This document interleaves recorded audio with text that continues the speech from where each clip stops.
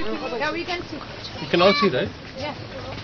You see, we are trying to save the tiger in a poor country like India, where people do not even have the 2 square meals properly, and we are trying to save the tigers in big habitats like tiger reserves and national parks and wildlife sanctuaries. There's a reason behind it.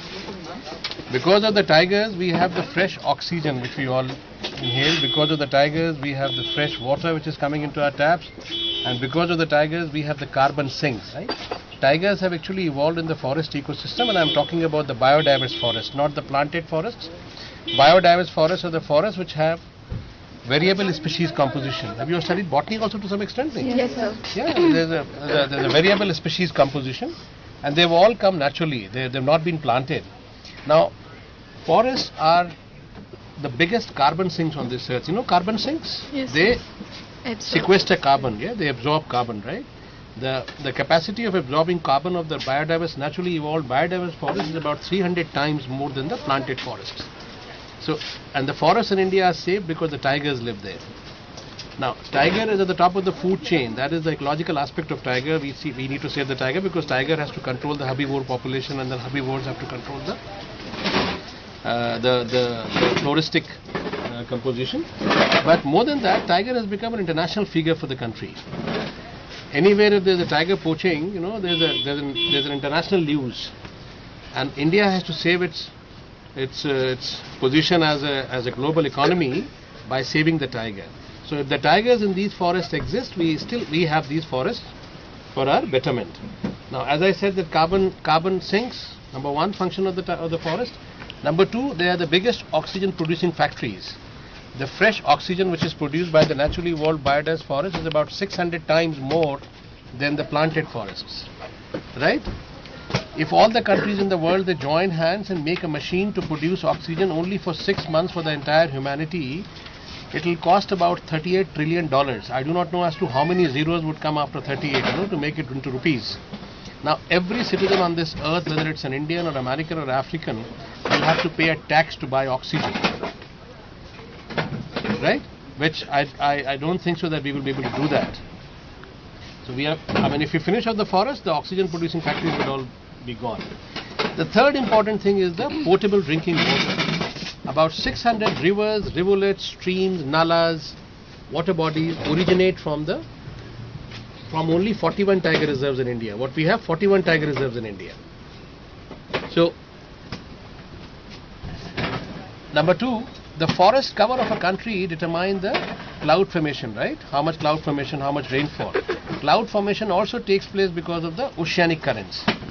So if the forests are there, that means the trees are there. If the trees are there, the roots are there. What do the roots do? They bind the soil. Otherwise, there will be cloud formation, there will be heavy rainfall, and all the topsoil would get washed away, and the place from where the water courses, the what you call river courses, they will all get silted. So water will come, and the river would become sandy. You know that that story of pebble formation. You know pebble formation. When it comes down rolling from the hills and then it becomes a pebble, right? And you are maybe class 6, you must have read this story in the English books. So because of the soil coming down from the hills, it will turn into sand. Now sand doesn't have the capacity to regain water. Right? If it doesn't have the capacity to regain water, what will happen? The river beds are silted already, and what will happen that the water will come in full flow, it will all spill over in the form of floods. So neither the soil has the capacity to regain water, which is not recharging our groundwater table, and secondly, the water which is spilling over is spilling over in the form of floods, and they cause havoc. Right? So this is the value of tiger, not as a striped animal with black stripes on yellow body, the Vahan of Ma Durga, all that, that is there. But tiger is basically the saviors of the human beings on this earth. Now coming back to the tigers, we have 41 tiger reserves in India where the government of India has been trying to save them. And as per the recent study which has been done by one of the geneticists called Senquist, I don't know whether you've heard of this name, Senquist, and he came out with the finding that for 100 to 125 individuals in a habitat, the maximum area which the breeding females would require is about 800 to 1200 square kilometer, and that area is known as core critical tiger habitat. I mean, if you have been following the newspapers and if you're also following the Supreme Court case where all the tiger reserves in the country were banned from tourism, that was the reason why the core areas of almost all the tiger reserves in India have been expanded to 1200 square kilometer. And the Supreme Court said that no tourism in this area, or up to 20% tourism in this area, which should be phased out because tourism is causing disturbance to the tiger conservation. But people like me who have studied tiger ecology as a research student, scholar, and I have also launched ecological tourism in Corbett, I very strongly feel that if tourism is not there, tigers will not survive. In a poor country like India, if we want to preserve a natural resource which is tiger or forest, unless there are economic benefits percolating down to the local people living in the fringes of these forests, it is very difficult to protect the tiger.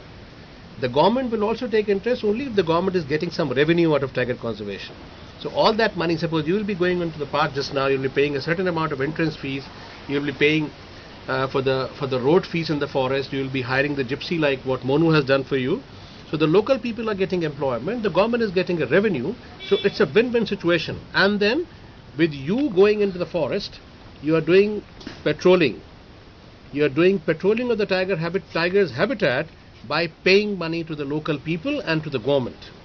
So this is a win-win situation where the economic benefits of tiger conservation are going straight into the hands of local people and into the hands of the government. Perfectly all right. So we'll just start it. I hope you all got it. I'll give you my email ID in case you want to interact with me, you want to know more about tiger conservation and things like that.